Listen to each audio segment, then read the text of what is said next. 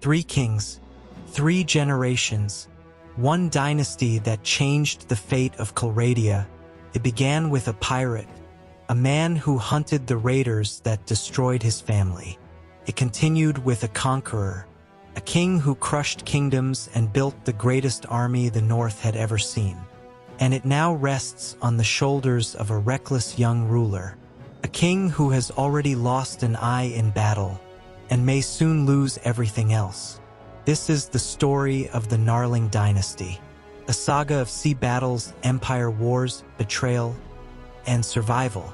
A story where the Nords rose from near extinction and where the world of Calradia began to tremble beneath their axes. Episode 4: The Balance of Calradia. Calradia breathes in uneasy silence. Half of the continent now answers to the banners of the North. Black ships, iron axes, and the cold will of a king many once mocked, Vanra Knarling, king of the Nords. Years ago he was dismissed as a reckless son of raiders, a mountain wolf who would soon starve among the great powers of Calradia. But time and war have a way of silencing laughter. The Khazaits are gone, their riders scattered across the steppes, their khans slain or kneeling. Battania no longer stands. The forests that once hid their archers now echo with northern horns. Sturgia has been absorbed into the northern tide. The Northern Empire collapsed beneath siege and winter, and now the map of Calradia bends beneath a new power. The Nords hold the mountains. They hold the northern seas. They hold cities once thought unbreakable. And from the island city of Valvik, seat of the Knarling clan, the war banners of the North rise higher each season. Some call Vanra Knarling a conqueror. Others call him a butcher. But across Calradia, whispers grow stronger. Perhaps the old gods of the sea truly walk beside him. The court of Valvik. In the halls of Valvik, the wind carries the scent of salt and iron.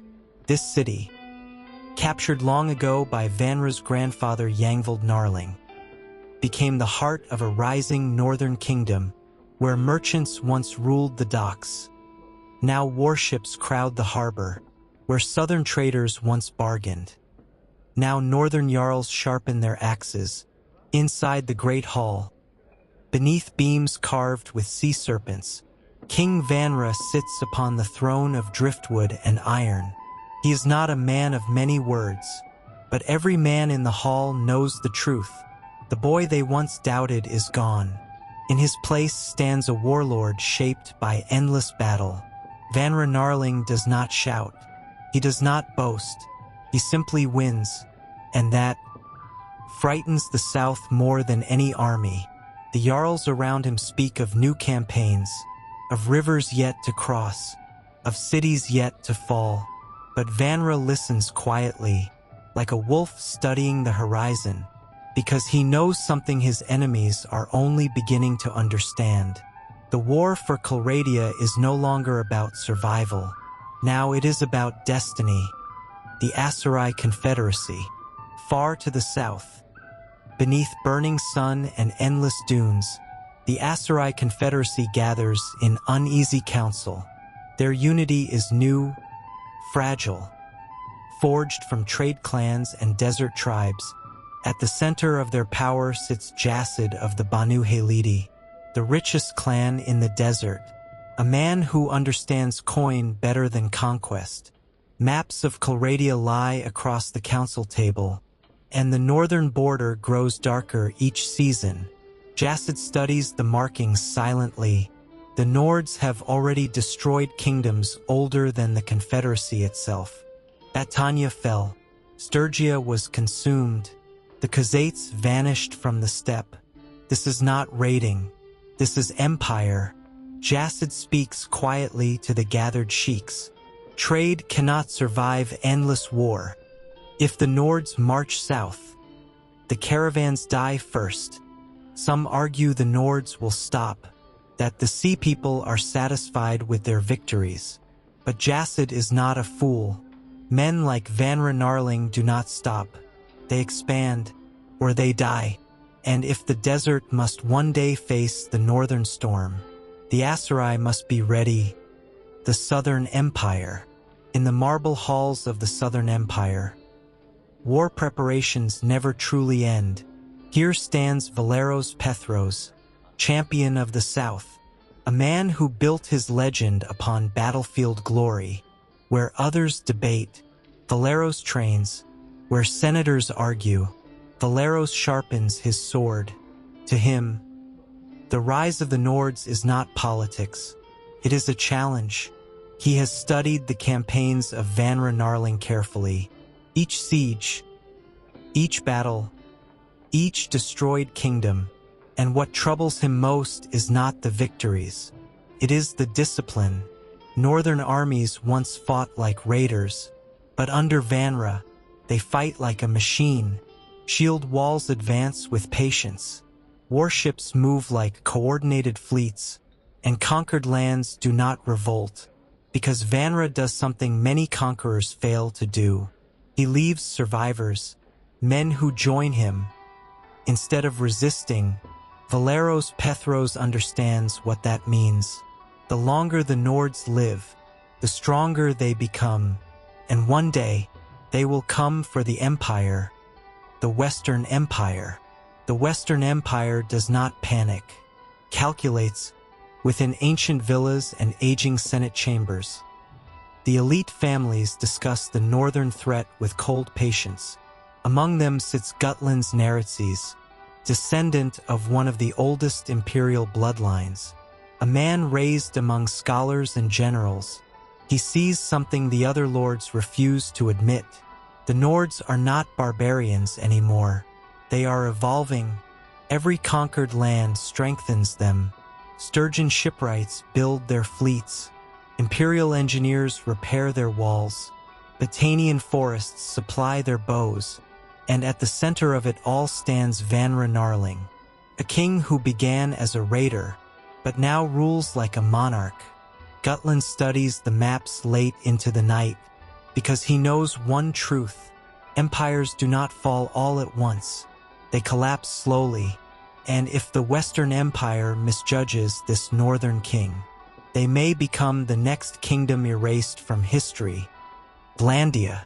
Among all the powers of Calradia, none understand the Nords better than Fernoria of Clan de Merrick, ruler within Vlandia, and uneasy ally of the northern king. The Vlandians supply weapons to the Nords: steel, crossbows, siege tools. Their merchants profit greatly from northern wars, but profit does not erase fear. Fernoria has met Vanra Knarling once, and that meeting changed how she viewed the world. He did not speak like a barbarian. He did not boast like a conqueror. He spoke calmly, like a man describing the tide. Unstoppable, inevitable.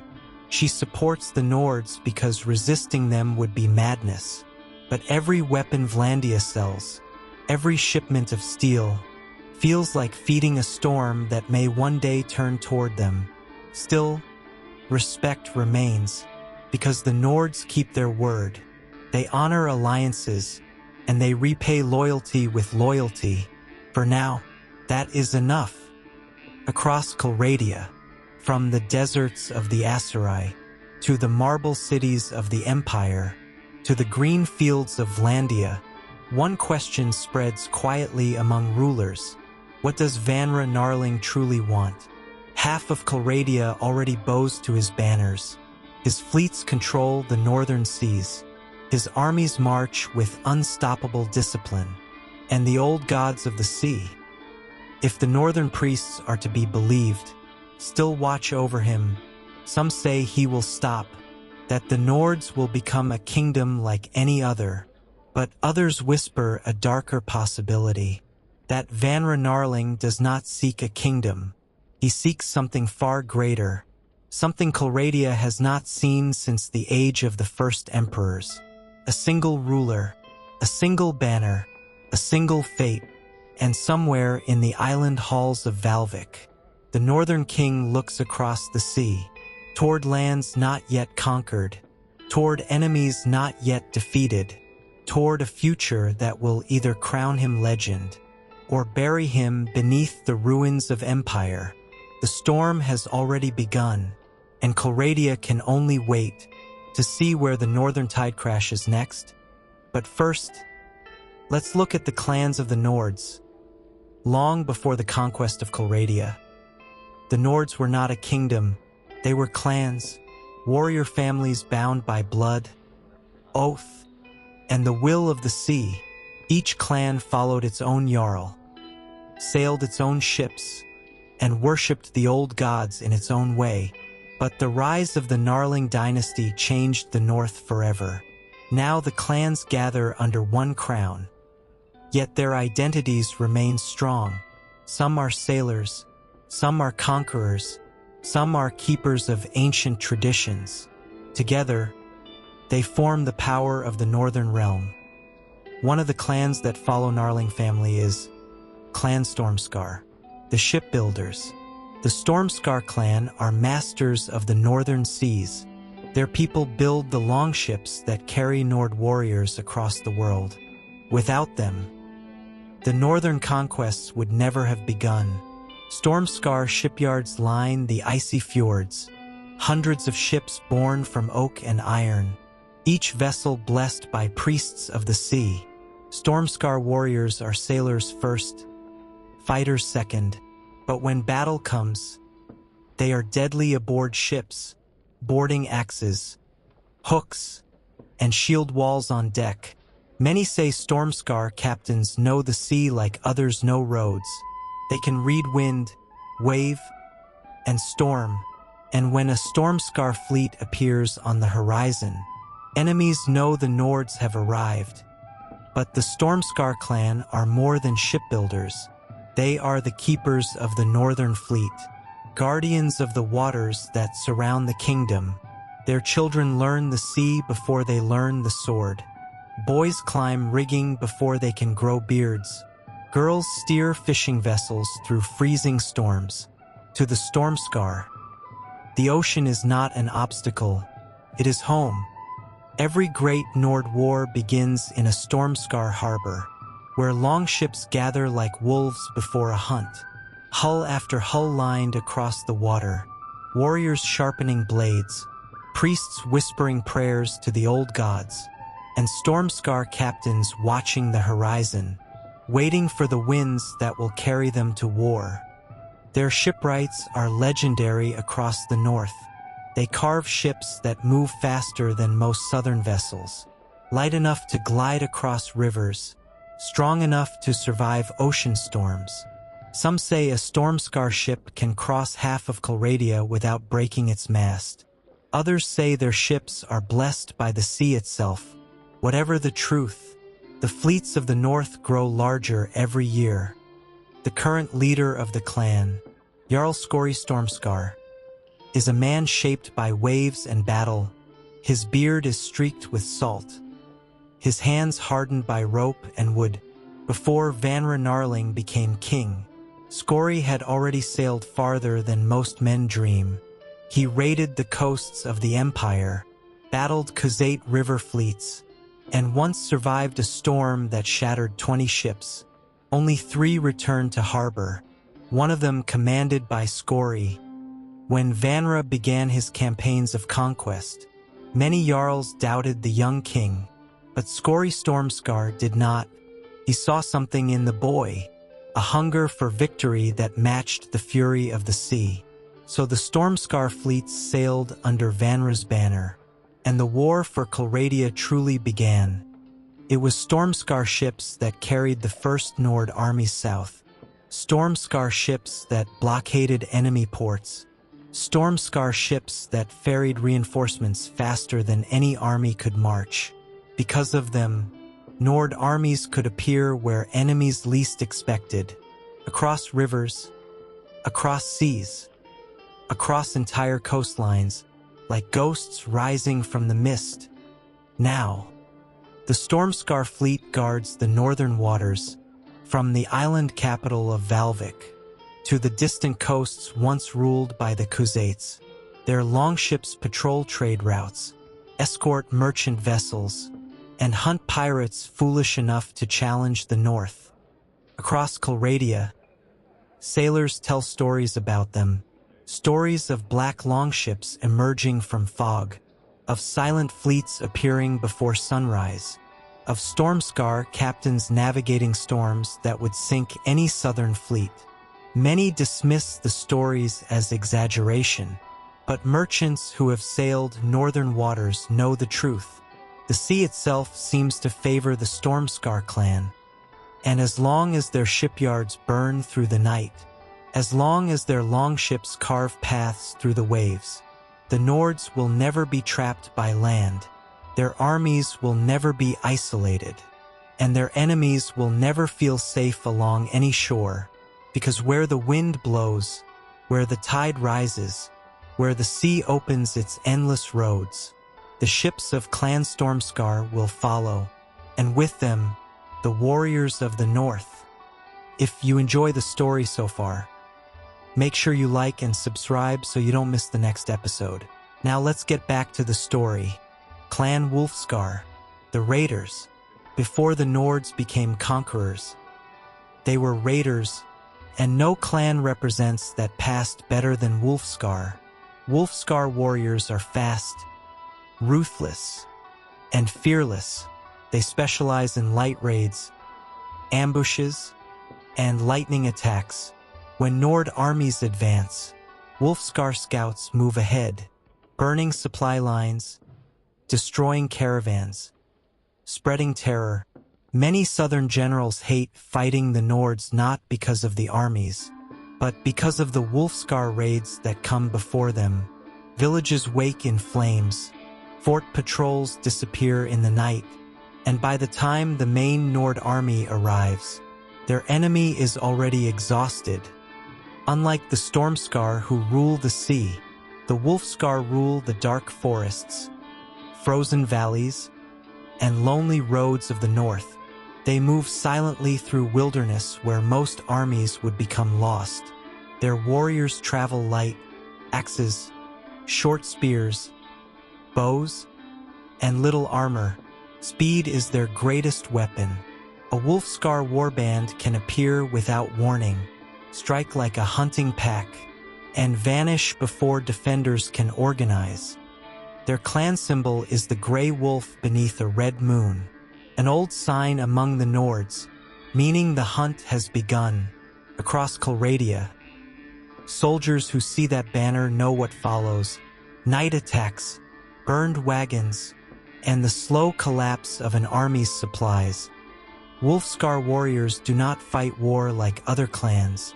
To them, war is a hunt, the enemy is prey.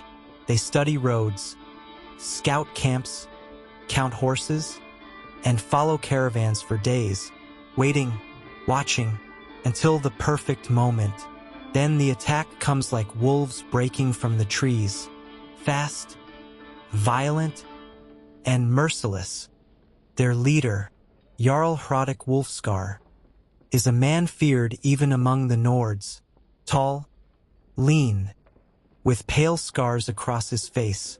Hrodik rarely speaks in council, but when he does, Jarls listen, because he understands something many warriors forget. An army without food, without rest, without safety, is already defeated. When Vanra Knarling began his rise to power, the Wolfskar were among the first clans to test him. They respected strength, not titles, but after fighting beside him in several brutal campaigns, Hrodik made his choice. The Wolfskar would follow the Sea Wolf King, not out of loyalty, but because Vanra hunted enemies the same way they did, relentlessly. During the wars against the Khuzaits, it was the Wolfskar who learned the steppe paths, who stalked nomad camps in the darkness, who destroyed horse herds and supply wagons before great battles. By the time Nord armies faced the Khuzait riders, many of their enemies were already starving, already afraid, already beaten. Imperial generals now warn their officers about the Wolfskar shadow, because wherever Nord banners march, Wolfskar raiders move first, invisible in forests, silent in mountain passes, watching, waiting. Some say they even communicate using wolf calls across the hills, signals that only their clan understands. Others claim Wolfskar warriors paint their armor in ash and mud, so they blend into darkness during night raids. Whether myth or truth, one fact remains certain: if the Wolfskar have entered a region, peace is already gone. And as long as the Wolfskar clan rides before the northern armies, no enemy of the Nords will ever sleep easily, because somewhere beyond the firelight, beyond the walls, beyond the quiet road, the wolves of the north are already watching, waiting for the moment to strike. The greatest challenge in Nord history was never war with outsiders. It was unity. For centuries, the clans fought each other, raided each other, killed each other's jarls. But the rise of the Knarling dynasty changed that. First Yangvold united the sea clans, then Vanra united the war clans. Now, for the first time in history, the Nords march under one crown, one fleet, one destiny, and as long as the clans remain loyal, the Northern Storm will only grow stronger. This is the end of episode 4. I hope I see you in the next episode. Thank you for watching and stay safe.